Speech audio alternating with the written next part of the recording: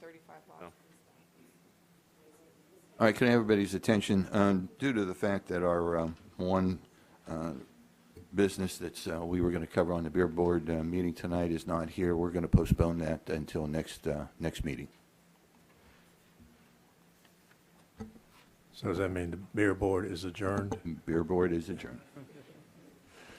In that case, we will start the Farragut Board of Mayor and Alderman meeting. Start by rising for a moment of silent prayer, followed by the Pledge of Allegiance.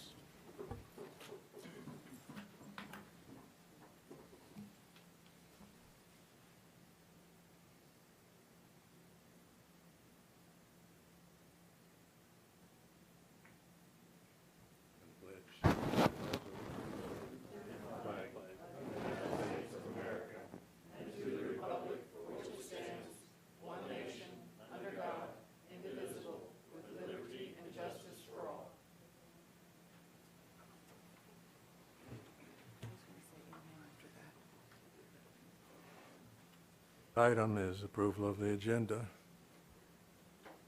I'll move for approval of the agenda as written. I'll second it. All in favor, say aye. Aye. Next is the mayor's report, and I've got two things that we're going to talk about, and I'm going to start with Rural Metro, who is represented here tonight. They're here to give us some good news about the ratings of their fire division, and basically their rating has gotten better, which means that some of our homeowners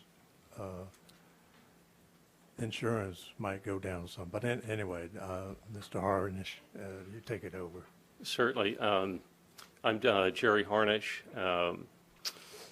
Fire Chief for Rural Metro Fire Department. We find the classification to be exceedingly good news. I wanted to walk you through a couple of the steps so you could understand how we got there and what the benefit is to the community.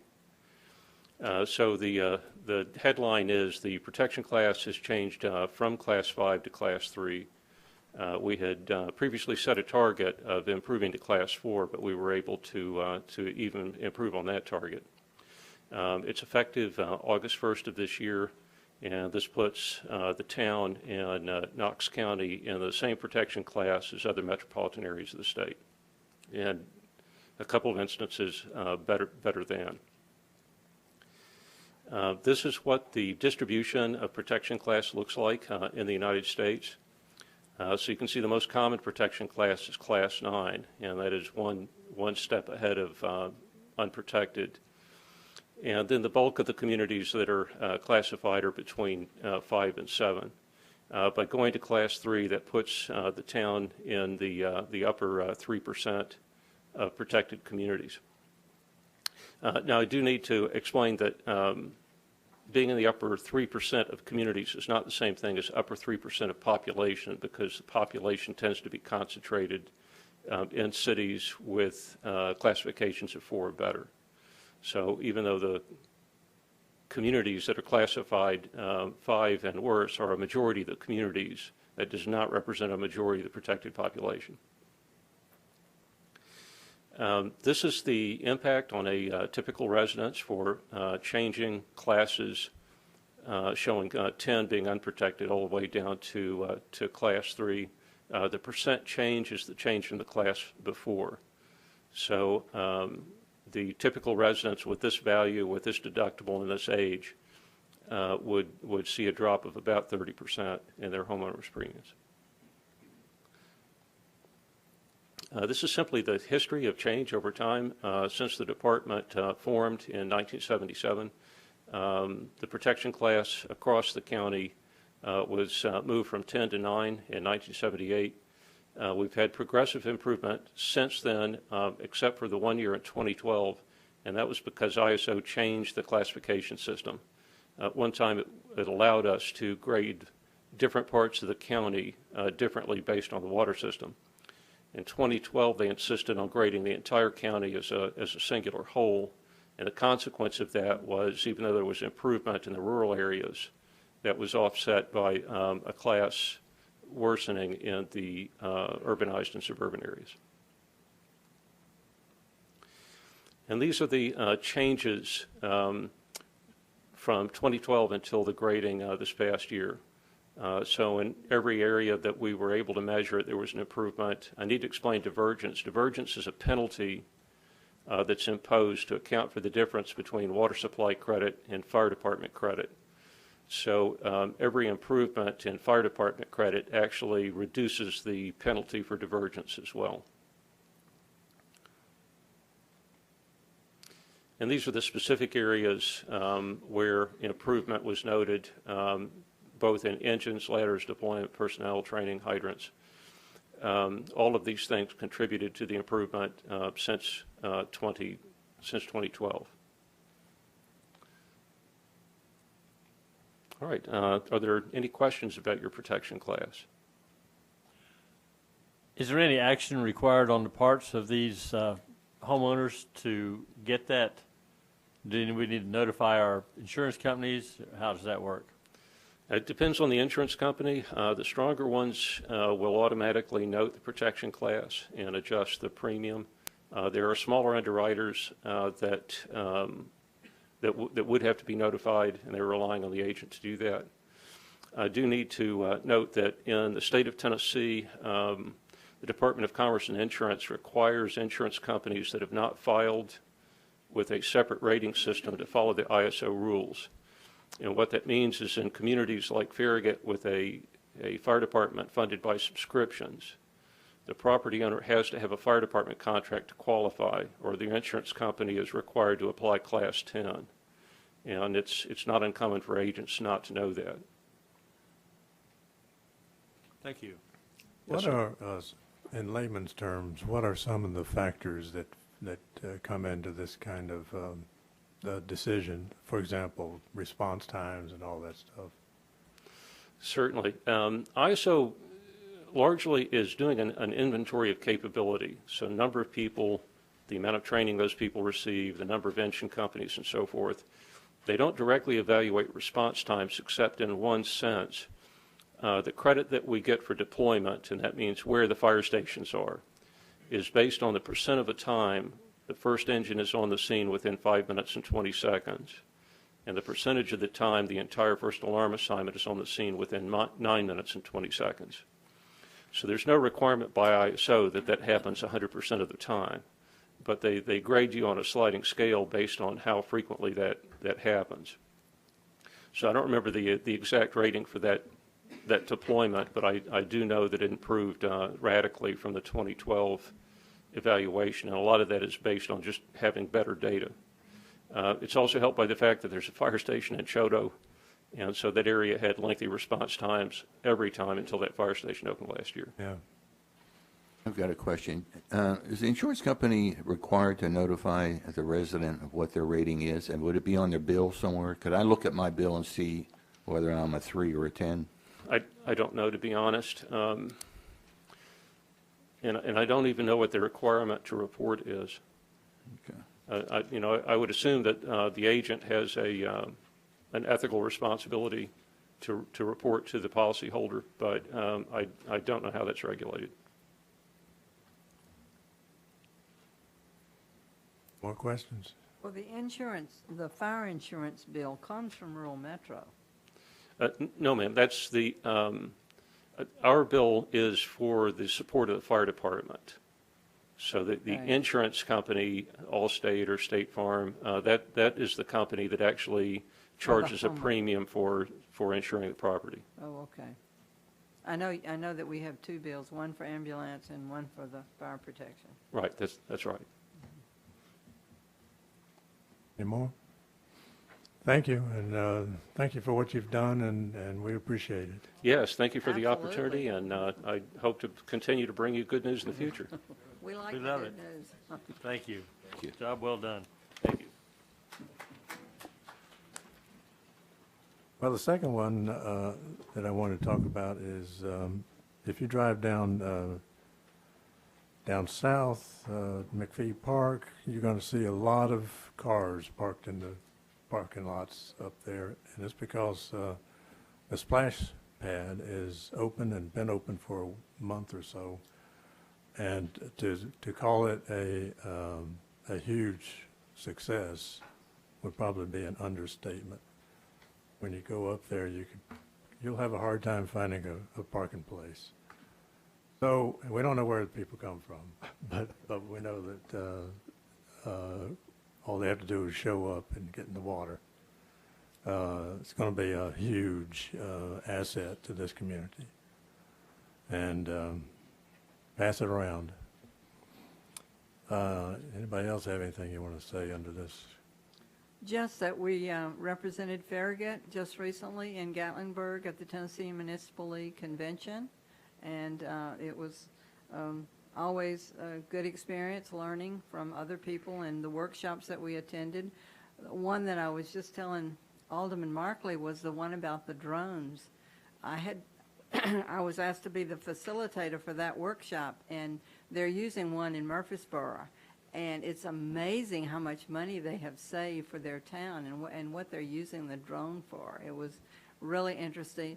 And then I attended a workshop by the Chief of Police here in Knoxville, and that was really a good one too. So I just want to thank the town for giving us the opportunity to attend these meetings. Thank you. Just a quick question: how does it become a monetary thing when they're flying over? Is it what are they? Well, they're checking different things that, like one of them was their water tower that they checked to make sure there are no leaks or no damage and all of that. I mean, because it would take so much time and energy with ladders and personnel and all to do it, and when they can do it, and a drone cost about $800. And, I mean, they do a lot of other things with it, like rescue, looking for people, just all kinds of ways that they use it for the town. But I was really impressed with that, the fact that they have it. Hopefully one day we'll get one.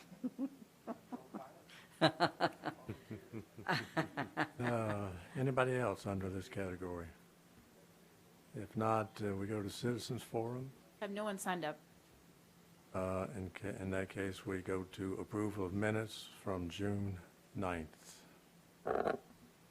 I'll make a motion to approve the minutes as written. Second?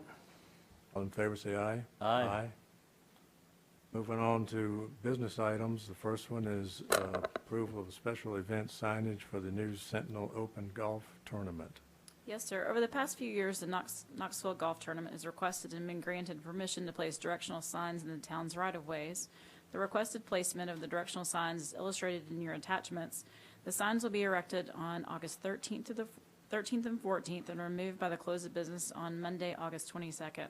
As requested, no directional signs will be closer than 200 feet to an intersection, and the motion is to approve the proposed placement of the directional signage within the town of Farragut's right-of-way for the new Sentinel Open.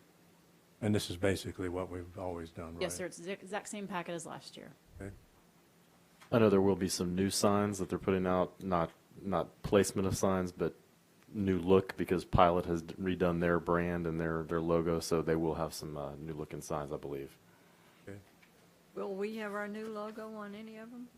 They put them on there last year, so I'm hoping that they can put them on there again this year when they redo them. By the way, I love our new signs at the library and a couple other places that I've seen them look great. Thank you. My only comment on that is it's unfortunate we can't have a banner on the interstate, preferably one at each end of town, so that people can find it from the interstate. And what would it take? It takes commission approval. Come to the podium. If you don't mind coming to the podium.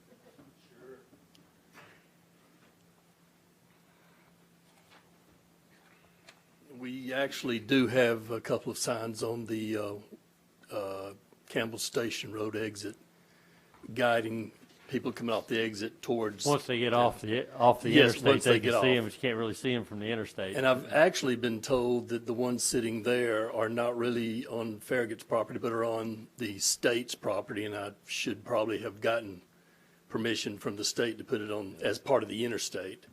But Easier to ask forgiveness than well, permission. and I haven't been asked yet, or haven't had to ask yet. I'll let Jamie do that should it arise. But there are two there. Okay. And I don't know that we would be and you're talking about the Watt Road exit also, the other Right. end? I don't know that we couldn't put them there also if you so wish. Well, it's just down the off-ramp. I'm talking about, and we've been kind of, I've been sort of lobbying for a couple of years that we need some interstate exposure. And I think this is the kind of thing that you would like to be able to broadcast to the 60,000 people going up and down that interstate every day that there's what's going on in town. So I don't know if there's anything you can do at this point, but it's something we're Yeah. kind of kicking around. Sounds like you're talking about billboards, and Yes, That's- billboards or reader boards. way beyond my pay grade. Yeah. All right, thank you. Thank you. The next item then is approval of, we did. Vote on this. I'll make the motion to approve the proposed placement of direction signage within the town of Farragut's right-of-way for the new Sentinel Open. I'll second it. All in favor, say aye. Aye. Now we move to B, approval of Dream Connection 5K run, walk, and 1 mile fun run.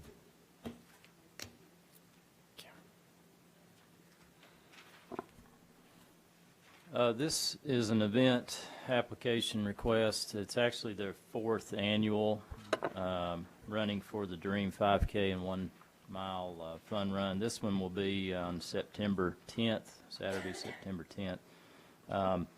This event, similar to previous years, will start and finish at the Regal Cinemas, which is actually in the city of Knoxville, but most of the course will be actually in the town of Farragut, and they'll be utilizing some public streets and sections of greenways in the Covett, Turkey Creek, and Sweetbriar subdivisions, similar to what they've done in previous years. The race will start at 8 a.m. and cleanup and everything will be finished by 10 a.m.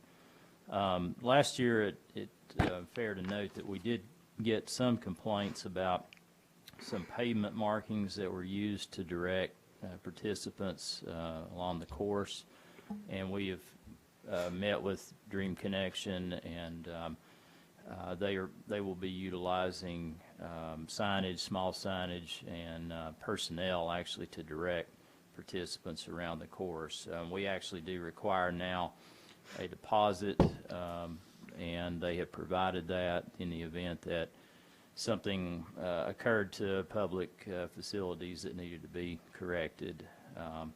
And the staff recommends approval of this event subject to the Dream Connection using signage and or personnel rather than pavement markings to direct the race participants, and also to making sure they reach out to the Covett, Turkey Creek, and Sweetbriar subdivisions to make sure they're aware of this ahead of time. So with those conditions, the staff would recommend approval of this event, and they do have a representative here if you have any questions about the event itself. Is this a Saturday or a Sunday or what? Saturday. Okay. Are you good with the recommendations Mr. Shipley has put forth?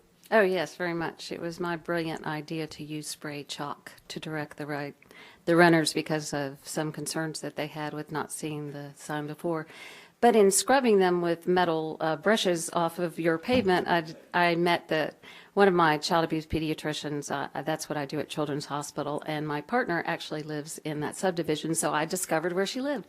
So, but yeah, we intend to do different kind of signage. The runners have also mentioned that they enjoy seeing the names of the children and the dreams that we sponsor, and so we'll incorporate what have been small signs that I've staked into the sides of the roads in previous times.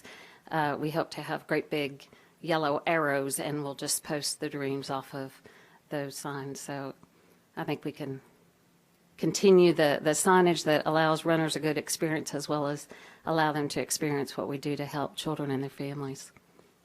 Great, thank you. You guys had any issues with any of the residents in any of the neighborhoods? No, some of our board members actually reside there as well, so. Okay. They're good we've- about informing everyone about what's going on?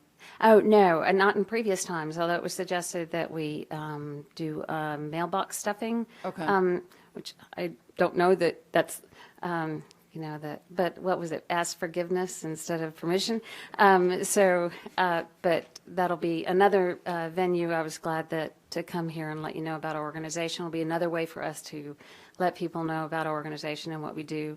And so we're happy to do that as well. And I reached out by email to both of those organization heads, and I didn't receive any feedback from them, but they communicate quite effectively with your special events committee, and they communicated with us in past, so I don't expect there to be a problem. Great. It's quite a fun event, and I appreciate y'all letting us have it.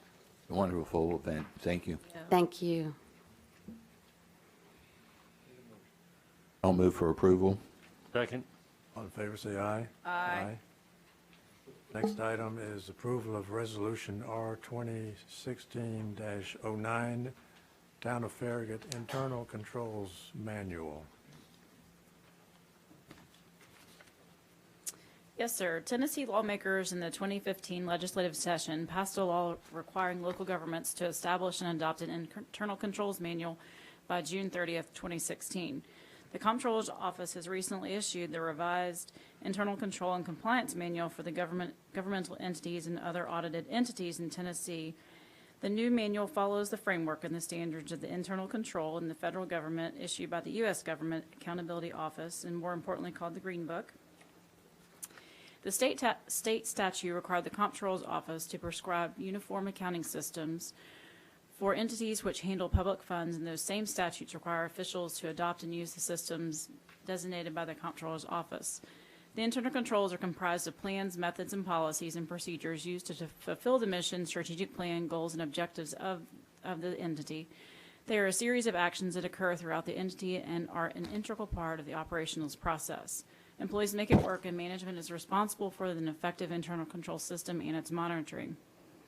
Controls in the workplace are there to protect assets and ensure objectives and compliance requirements are met. Governments should have controls in place to prevent and detect errors and irregularities. During the annual audit, an overview of the internal controls are reviewed to detect deficiencies in receiving and disbursement of cash. To date, no deficiencies have been noted in our audit. The University of Tennessee Municipal Technical Advisory Service, also known as MTAS, has assisted municipalities in creating the required manual. Staff has adapted the document to reflect the town's daily operations. A few of the highlights are monies collected must be deposited within 3 working days. A different staff member will receive cash, deposit funds, reconcile accounts and statements. Accounts payables will be approved by the department heads and the town recorder. All checks require 2 signatures. Checks are to remain on the premises until signed and executed. Payroll timesheets will be approved by department heads and reviewed by the accounting clerk. The town has done a great job in creating a separation of duties for different functions related to the receiving and distributing of funds. The motion is to approve Resolution R-2016-09, Town of Farragut Internal Controls Manual.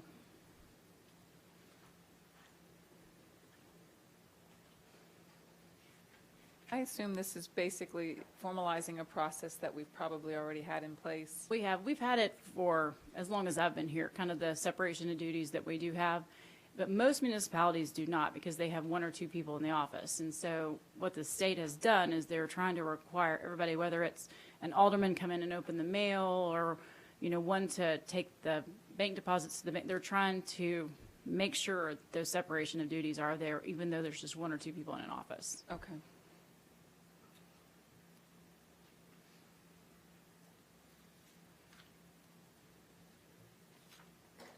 Any more discussion? I move to approval of Resolution R-2016-09, Town of Farragut Internal Control Manual. I'll second it. All in favor, say aye. Aye.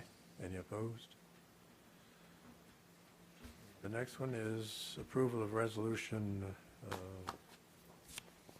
R 2016-10A, resolution by the Board of Mayor and Aldermen of the Town of Farragut to enhance the Shop Farragut program by including the Tennessee sales tax holiday.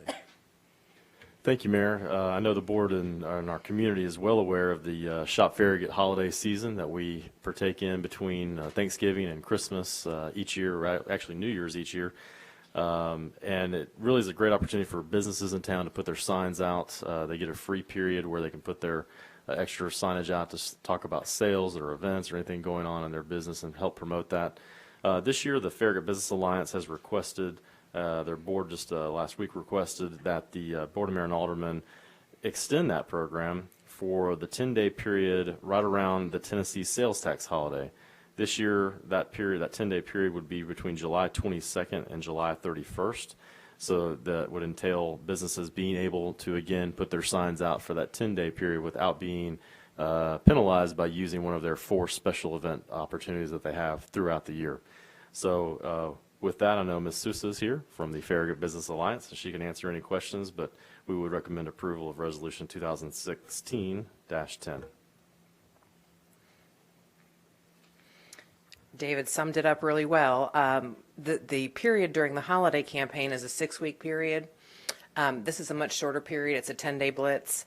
What we're trying to do is drive traffic to Farragut businesses during the sales tax holiday period, which has typically been the first weekend of August, but the state has changed it this year. It will be the last weekend of July going forward, starting at least the last weekend of July.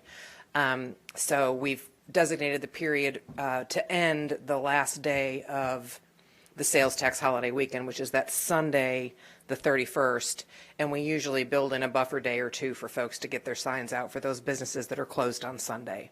But it's our attempt to do a mini blitz to help drive some of that back to school spending to our Farragut businesses.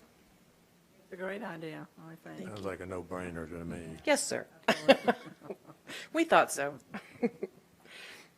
I like it from a business point of view. I've always thought we've always had just 4 and then that basically 5 opportunities, and I thought it would be well-rounded to have 6 and use it as part of your marketing program as the sign ordinance or the special event ordinance. So I think this is a good idea. If there's no further discussion, I'll move for approval of Resolution 2016-10. Second. All in favor, say aye. Aye. Aye. Thank you. We move on to ordinances.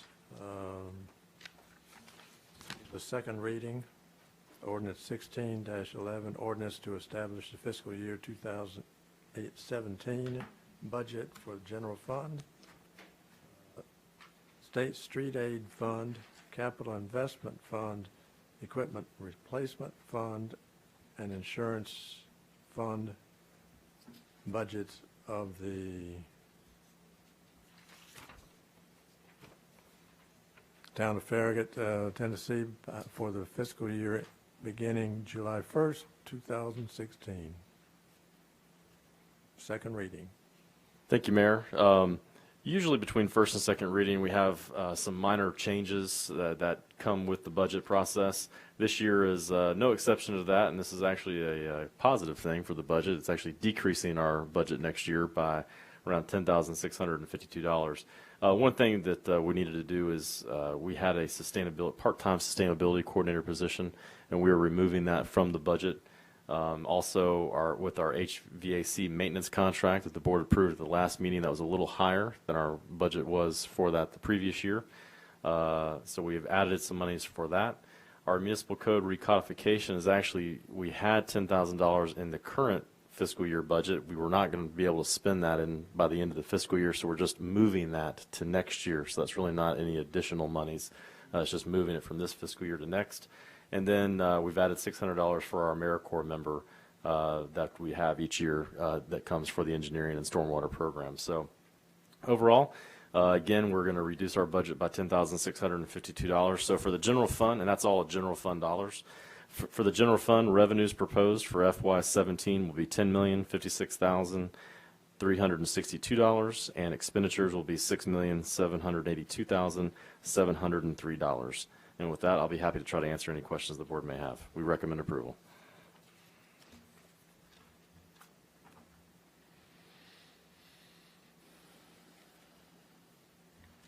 I have a question that's not really about this particular budget. When will we have our final numbers for last year's budget, as far as our total income, revenue, and that's really what I'm. You mean the current year, what we're in right now? Allison will do our audit. Well, she won't do it. Our auditors will do our audit, but she works with our auditors. They'll usually come around August, September timeframe, but we won't get that CAFR. They do the CAFR for us. We won't get that back till probably end of November, December. It'll be on your, Numbers for, I'm meaning for our budget, because we have actual numbers here at that point is when you kind of insert your actual numbers. right, well, what'll happen is for sales tax, for example, there's about 4 or 5 revenues that we have that will also count July and August numbers that we receive. Like Okay. the sales tax, it's on a 2-month delay. So we'll count July and August for the fiscal year we're currently in. And so that's why typically the audit doesn't happen until September, October. Okay. And then we typically get it back mid to late November, and then it'll come before the board at the first, or the only meeting in December. It's due December 31st. Okay.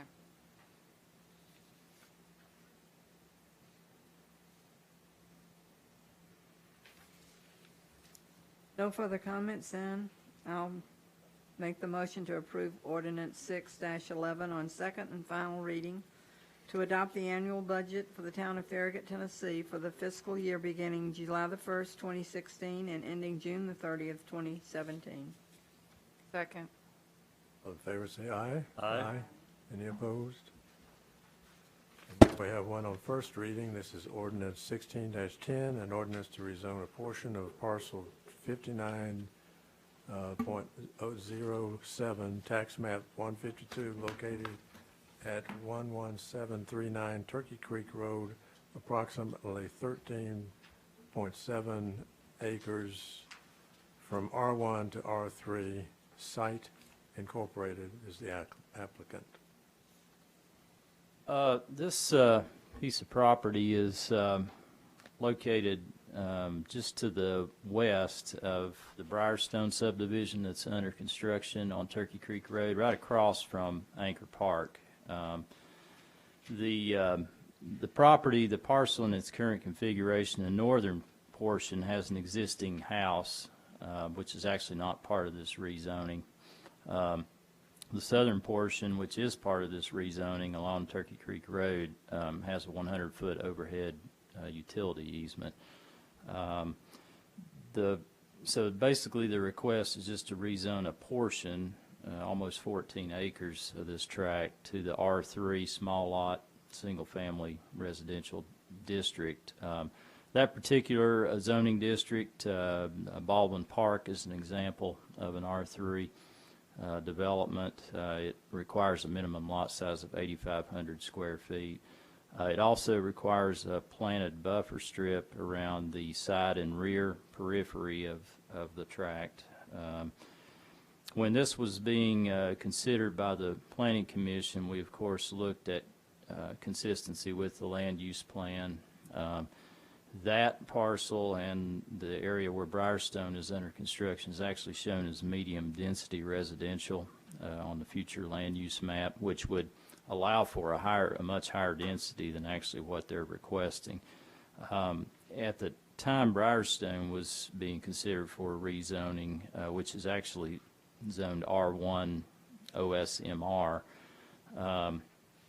the lot sizes and density that would be consistent with that zoning district was felt to be consistent with a medium density residential land use. The R3 zoning district, which is what's being requested now, is very similar in form and developed lot size as to what you would see in Briarstone. So probably at build out, the houses that will be built and the lots that will be platted on this property will be very similar to what you're seeing in Briarstone. So we applied the same logic that we used with Briarstone to this tract as far as being consistent with the land use plan. This was discussed as a workshop item in April by the Planning Commission.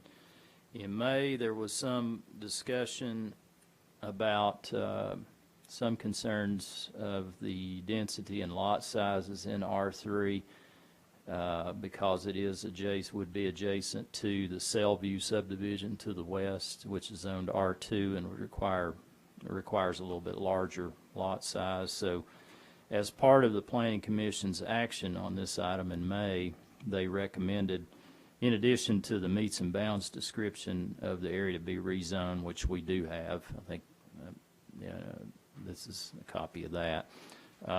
They also stipulated as part of their recommendation to the Board of Mayor and Aldermen a density cap of no more than 35 house lots. So with that recommendation, the motion at this time is to approve ordinance 16-10 on first reading with the stipulation noted by the Planning Commission. Mark, when I look at this, the lot, I can see that they've removed that, the portion where the house is from. Yes. From what they want to rezone, Yeah. from what we Which is a looked at good it. thing as Yeah. far as planning that buffer strip. Where was that house you're talking about? It's on it's at the far left side of that drawing on the screen. Lower left corner, Yeah, it's in the upper left. up here? When this was originally brought to us, that was part of the entire size of the acreage we were considering rezoning. Yeah.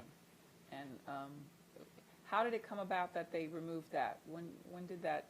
That was part of the discussion with the Planning Commission. What's that? I can't Yeah. remember that. About the concern about being able to plant the buffer strip. Okay. Because otherwise you'd be planting the buffer in and around existing buildings that are Yep. associated with that house. See what you're saying, yep. So we asked them to, make sure that, what they're actually going to request and provide a meets and bounds description of the actual area to Okay. be rezoned, and that's what we recommended that they do. Do we expect that this is going to be an extension of the Briarstone subdivision? Is this a different developer? The application is a different developer. That it's going to connect with Briarstone? Ultimately, the goal, and to be consistent with our land use plan, is a connection to Briarstone, which is being connected to Audubon Hills with the phase of Briarstone that's under construction right now in the far north. So ultimately, the goal would be able to get through this property to Audubon Hills via a section of Briarstone.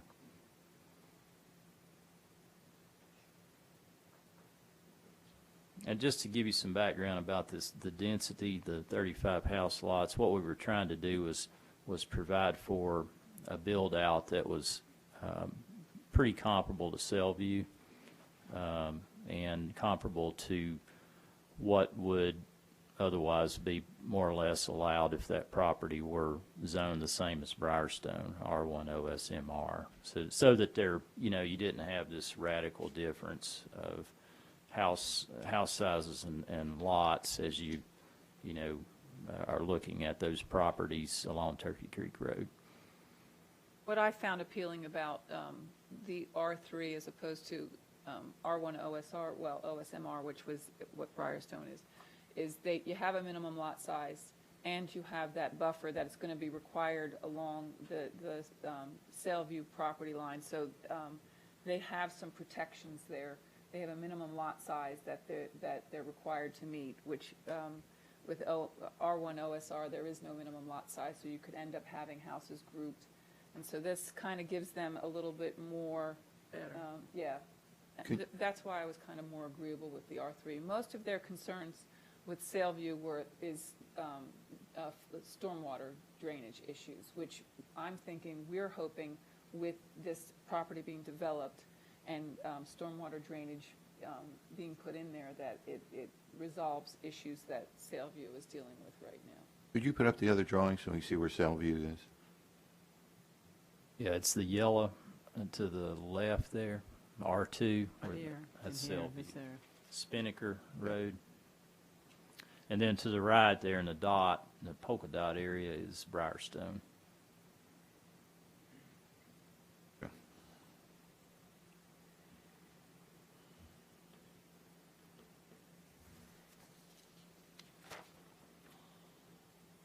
Discussion? I move to approve ordinance 16-10 on first reading. Second. All in favor say aye. Aye. Aye. And now we move to the town administrator's report.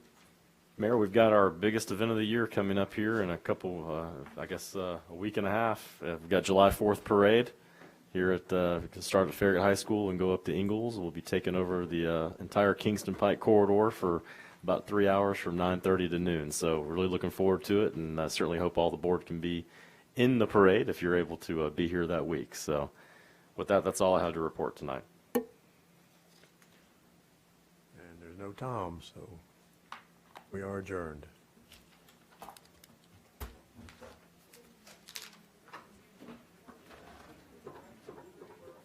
I wouldn't miss it. That was a good one, Ralph. Have a safe, wonderful vacation. Will. They will. Right in the parade, then I'll run back. Get rest. Get some rest.